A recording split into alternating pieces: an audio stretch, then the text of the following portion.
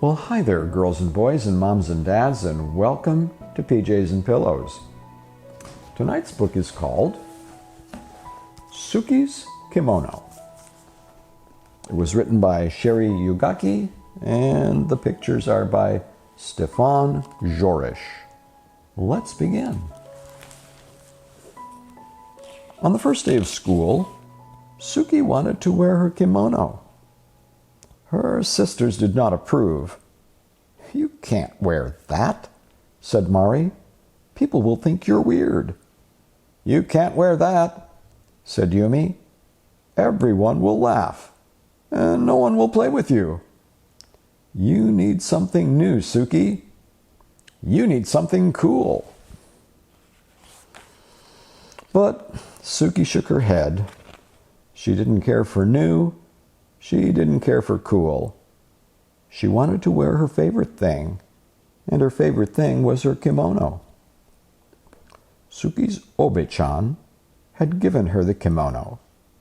The first time Suki wore it, her obe-chan took her to a street festival where they slurped bowls of slippery cold somen noodles and shared a cone of crunchy shaved ice topped with a sweet red bean sauce.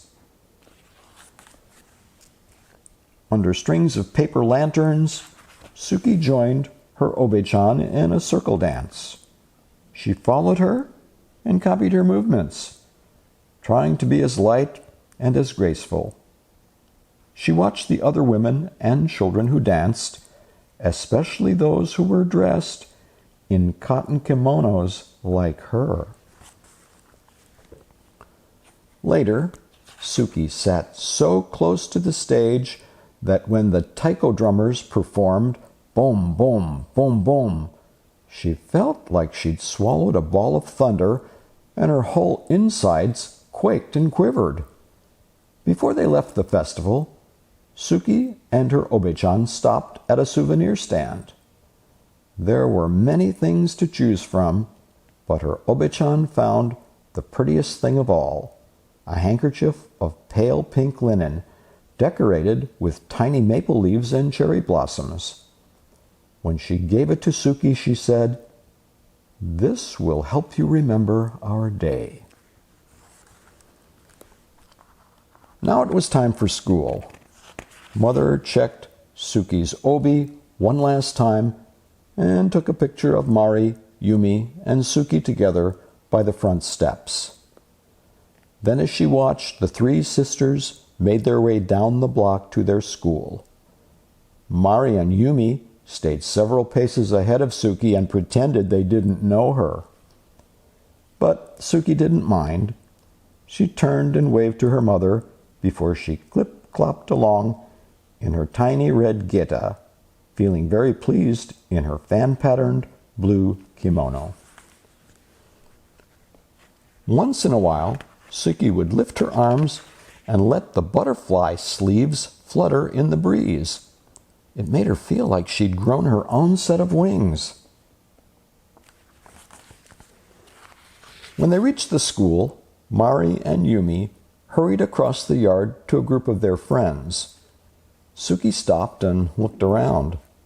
Some of the children turned and stared at her, and others giggled and pointed at her kimono. But Suki ignored them. She took a seat on a swing to wait for the bell. A girl dressed in overalls, just like a pair Suki had at home, sat on the swing beside her. "Hi, Suki," said the girl. "Hi, Penny," said Suki. "How come you're dressed so funny?" Penny asked. "Where did you get those shoes?" Suki lifted her feet off the sand and wiggled her toes. "I'm not dressed funny," she said. "My grandma gave me these shoes." Suki started pumping her legs. After a moment, Penny did the same, and soon they were both swinging as fast and as high as they could. Swoosh, swoosh, up and up. When the bell rang, Suki and Penny jumped off their swings and ran to the gym for the first day assembly. Once they were finally taken to their new classrooms, Suki chose a desk near the window. Penny chose a desk next to Suki. As they waited for everyone to find a seat, two boys in front of Suki turned and snickered behind their hands. One of the boys reached over and snatched at Suki's sleeve. "Look at this," he said. "She's a bat." Suki felt her cheeks burn, but she did not respond. Instead, she concentrated on sitting up straight and tall the way her obi-chan always did. It was easy to do with an obi wrapped snug around her middle. Her obi was golden yellow, and in its folds, Suki had tucked away her pale pink handkerchief. "Welcome to the first grade," said the teacher. "My name is Mrs. Paggio." She smiled. "Let's introduce ourselves and tell everyone what we did this summer." When it was her turn to speak, Suki stood up and told the teacher her name. "Hello, Suki," said Mrs. Paggio. "What did you do this summer?" "Well, my grandma visited us," she said, straightening her sleeves. "She bought me my kimono and my gaita." Suki raised her foot to show the teacher her wooden clog. Somewhere in the classroom, someone laughed. But Suki took a deep breath and continued. "The best thing was that she took me to a festival. And there were dancing girls dressed like me. And they danced like this." She took a few steps and swayed her arms sideways.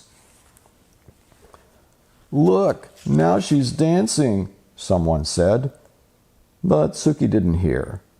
She hummed the music she remembered hearing at the festival.